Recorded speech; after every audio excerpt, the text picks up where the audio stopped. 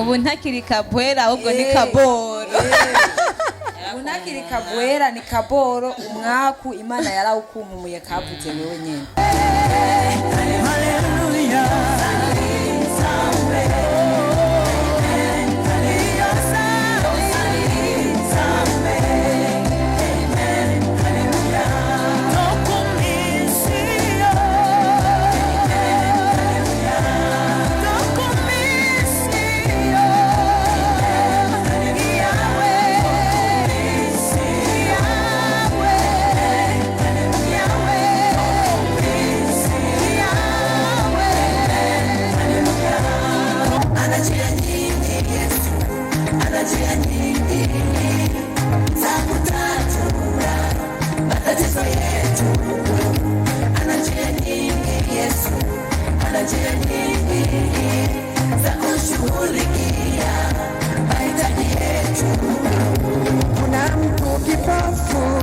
Tarisisi Hope Ministry TV ni umuryango washinzwe ugamije gufasha abakene, imfubyi n'abapfakazi batagira kirengera, abana baba mwibarabara, abasangwa butaka, abarwariye mu bitaro ndetse n'imfungwa.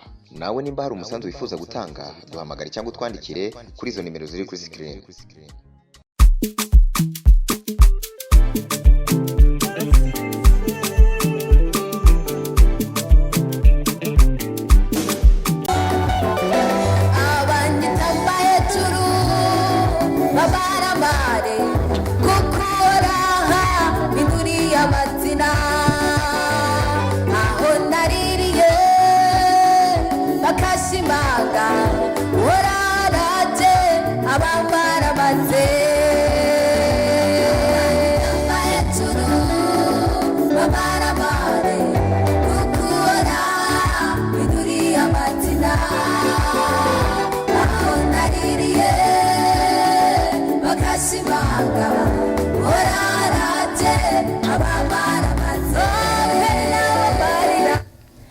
Amahoro cyane bakunzi ba Tarisisi Hope Ministry TV, murabibona twagarutse mu yindi style, mu bundi buryo. Ari abantu bamwe ngaha mbona umenga kweri baje bahaturiye bahatwitse mu buryo mutari mubamenyereyemwo. Turabaramukije rero abakunzi ba Tarisisi Hope Ministry TV, turabakunda cyane, turabafise ku mutima kandi murabizi ntabwo turinda kuguma tubibibutsa. Ibyo ni bimwe mu bintu mumaze kubona kandi mumaze kwibonera mwenye n'ubwanyu n'amaso yanyu. Nkuko mubibona kuri mikro ya mbere umunsi muri show ya 91 ni jewe nyene Bebe Bella Gloria turi kumwe. Nije tuza guteramana mugasinza kumbandije nyene, sinza gutamba nirorera. Ndi kumwe na bakobwa beza basa neza buzuyemo Imana muri bo. Reka mpere kwa Nana Inonyi buryo bwanje ashobore kuramutsa abakunzi bacu. Mahoro cyane. Ego reka twakire na Parfaite nawe nyene abaramutse. Bonjour, bonsoir vraiment, donc quand même turabakunda cyane. Uyu rero asigaye ahatwika mu bifaransa, utagiye kumwitonda kazomuhitana. Aline ramutsa abakunzi. Ndabaramukije mu izina rya Yesu. Nawe nyine mwabibonye umunsi yaje yahindutse yakubise kwifime bashatse umuruturutu kabo. Ni sawa Fresh kweli. Uradundeka Kweli ni fresh none. ramutsa abakunzi nawe nyine babwire ko umeze fresh. Ndabaramukije rwose n'ukuri jewe meze fresh. Baramutse ubaraba kugira babibone ko ibihe ibindi. Mwabibonye aba nibo tuza kuba turi kumwe muri show y'uno munsi 91 twatanguranye tuza gutangura ni indirimbo sinza kubabwira uwayiririmbye, ndaza kuvuga hanyuma nawe nyene basha ndazi yabyiteguriye yaturiye. Rero ndaza kubabwira uwayiririmbye hanyuma reka twitangure. Yitwa Ampinduriye Izina.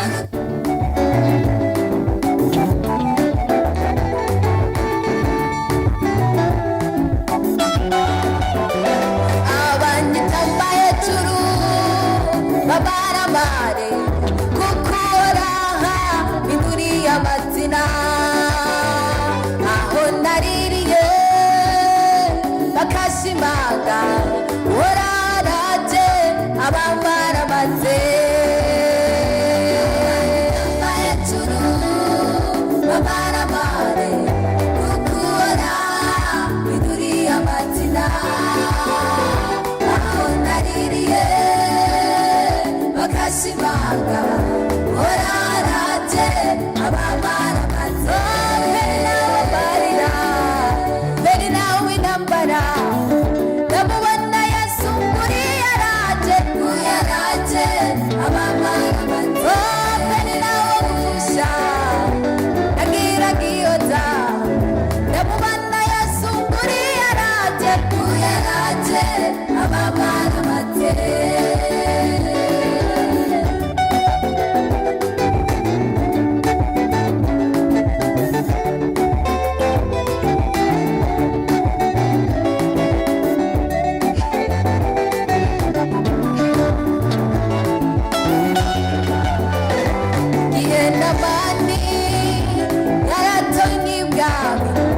yabona kumenya isi n'ijuru n'iby'imwe ategeka abantu ko bamupfukamira Morodekayi arasimba ararahira yamaye yitariye ku irembo ry'ibwami hari icyo yakoze cyatumye yibukwa igiye namani yaratoye ibwami ndabona kumenya isi n'ijuru ari bye ategeka abantu ko bamupfukamira Morodekayi arasimba ararahira yamaye yitariye ku irembo ry'ibwami hari icyo yakoze cyatumye yibukwa wari kumumanika munsi niwe namutambagitse umugabo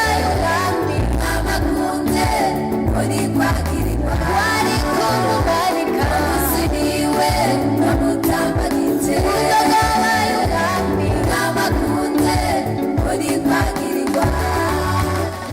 mwabyumvise ni indirimbo yitwa ampinduriye izina.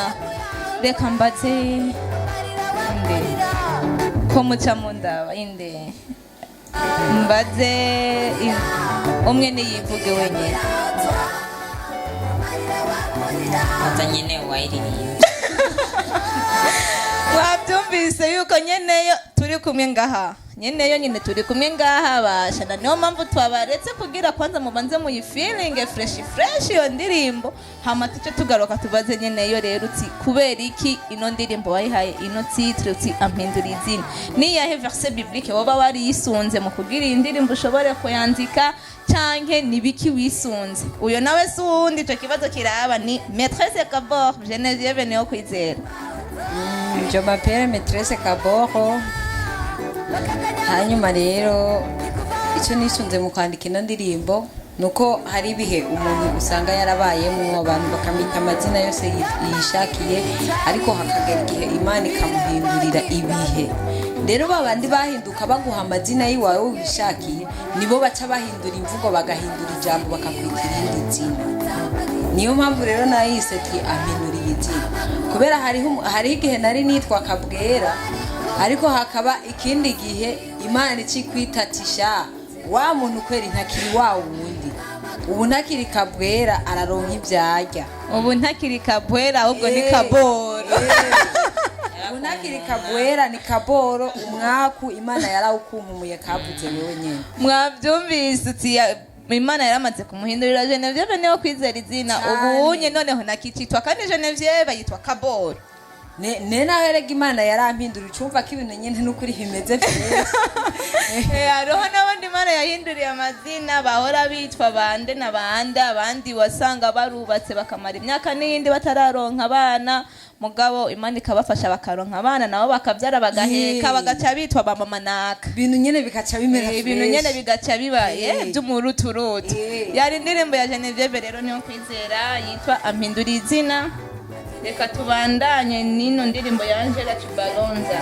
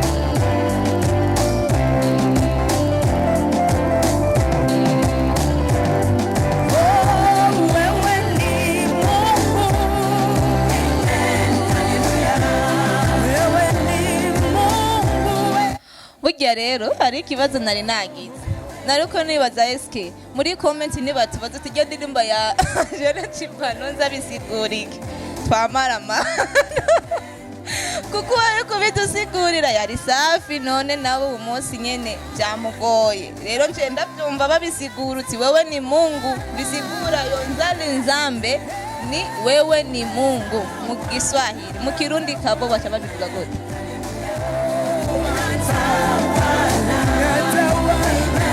mu Kirundi bacha babivuga gute mu Kirundi nyene bavuga ko ari Imana. Imana wewe ni Mungu mu Kirundi Ni wewe uri Imana. none ko wari ugaciye nashaka nyene ukavuge neza kumvikana Wewe uri Imana. Amen. Hallelujah. Wewe uri Imana. muririmbe Amen.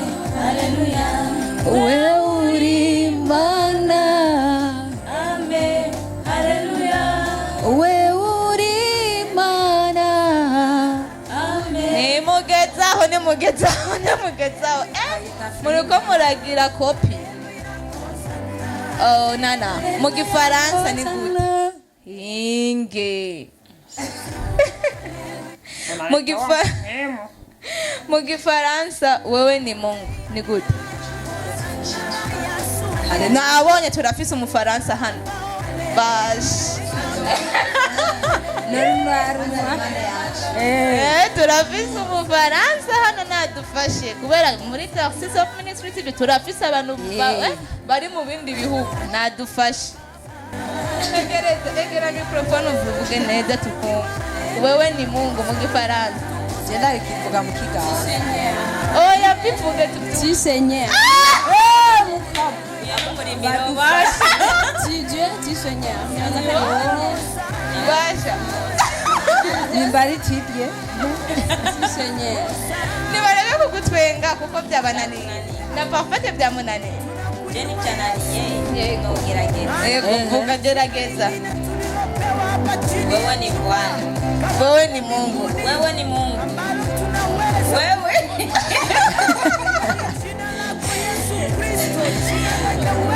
Bwana. Mukamba. Kaba. Utomba tuju.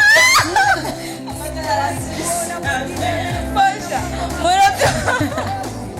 murabyumva yuko atari icyongereza gusa n'ikirundi dukeneye kwiga n'igifaransa nacyo ni kujyamo gusa mfashe Aline yari yagerageje gusa yagize sujet na no Aline yagize sujet gusa na no muga ntiyashitse ko verbe ucushiramo verbe ni être tu es Dieu hapana Dieu ngo no Dieu quoi. Mu Cyongereza naho mu Cyongereza baca bavuga you are Lord. Ego you are God, you are Lord, nico Cyongereza. Mugabo rero subuhinga ntacyo tuzi muri comment naho nyene mwibuke kubishiramo kugira tuzumve neza. Kaboro wewe rero numuruturutu yabyishe. Reka tuve kwa Angela Tibalonza. Tujye kuri iyi ikurikira.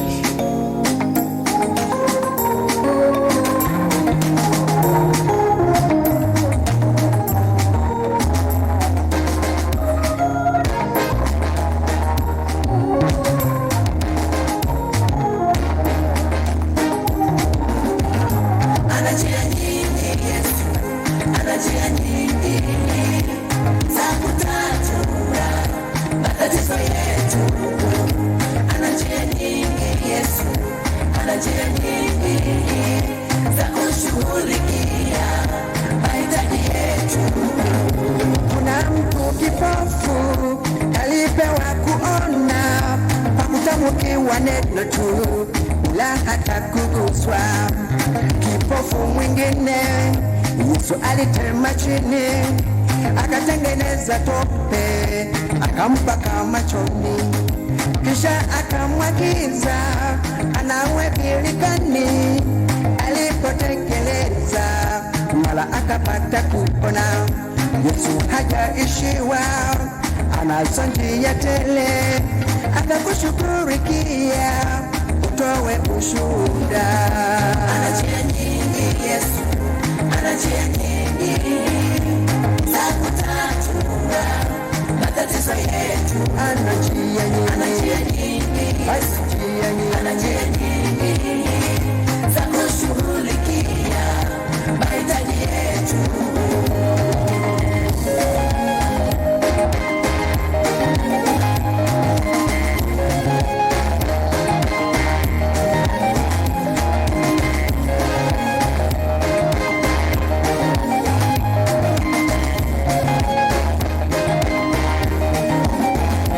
Kuna mwenye ukoma aliomba atakaswe, Yesu kamtakasa akiwa pale pale.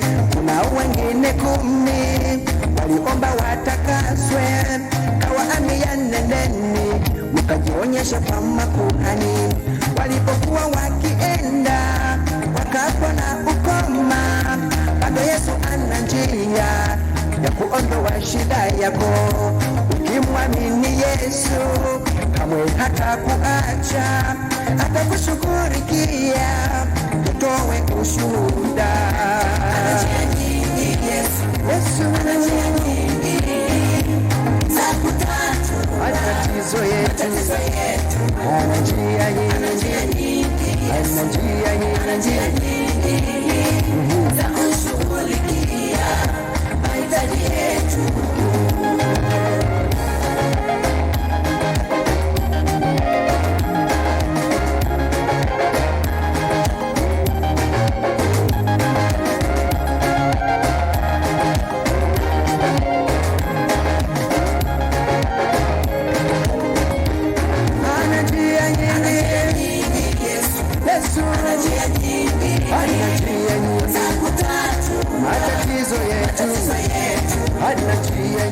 Ni indirimbo ya Yusto Onesmo, ana njia nyingi Yesu. Bisigura uti Imana ifise inzira nyinshi ziruta inoboro z'umusegeteri. Niko benshi bahora babivuga. Sinzi yuko tuzemera kuko ushobora kwibaza yuko Imana ica muri kugira tumenyereye kugira umuntu ashike nko mu Kamenge nk'akarorero ava muri ville arenga afata bisi akaza agahuruduka maka kuri rompwe yahajya kuri Kotebu mumfashe umuntu mu kugira ashike mu Kamenge none abakunda kuja muri ville bayivuga watoto town parfait Toto town uva muri ville uja mu Kamenge uca henana uva muri ville aca kuri Kotebu urashobora gufata ijya Kamenge Mirangorokwe canke ijya mu Kinama canke ijya mu Rubirizi oya hari n'abashaka kujya haruguru umva aho hose harashika uri muri vile ashobora gufata Kamenge Mirangoro cyangwa ugaca kuri kujyana na hariya kuri kote ahubwo turabwira abanyamerika batahazi mwabyumvise muri vile muza mu Kamenge mufata bus ya Kamenge Kinama nk'akarorero canke iyo nyizo direct uraza maka ku hajya bahita kuri ni patidasi ubu n'abava muri Amerika ntibazozimira ubu hariho abantu basigaye bakomeye muri kino gihugu abapanekote barubatse ahantu hitwa Ebenezer yego hajya ahantu uvuye muri Amerika uvuga ati mushitse muri ville mushikane kuri Ebenezer baca baza kugutora ni hajya nyene muca muhabona nyene harisa hari ukuntu nyene ukuntu naho bataturishe dukeneye agakomantere komenti zanyu rero turazikeneye ni inzira z'Imana ziruta intoboro y'umusegetera niko uwo muririmbyi Yusto Onesmo yabivuze anantia nyingi Yesu na niyo ndirimbo dusozereye ko ino show yacu ya 91 nta majambo menshi mwabibonye yuko twashizemo muri ino show ahubwo twashatse nyene muzifeeling neza izo ndirimbo muzumve nyene muzumve namwe muca muvyumva nyene reka dusabe uwo munsi rero ngomba nkore icyo bita uruvayange Aline akajambo kamwe ku bakunzi ba Taxis Hope Ministry TV. Yes abahezagire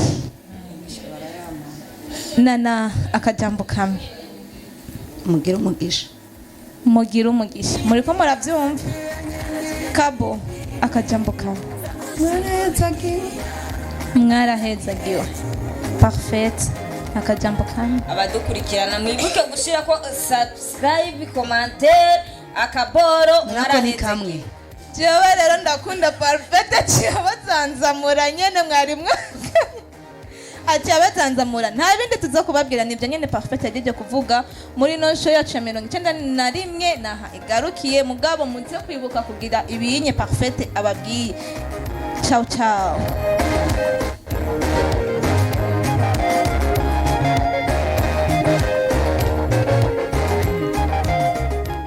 Taxis Hope Ministry TV ni umuryango washinzwe ugamije gufasha abakene, imfubyi n'abapfakazi batagira kirengera, abana baba mwibarabara, abasangwa butaka, abarwariye mu bitaro ndetse n'imfungwa. Nawe nimba hari umusanzu wifuza gutanga, duhamagare cyangwa utwandikire kuri izo nimero ziri kuri screen.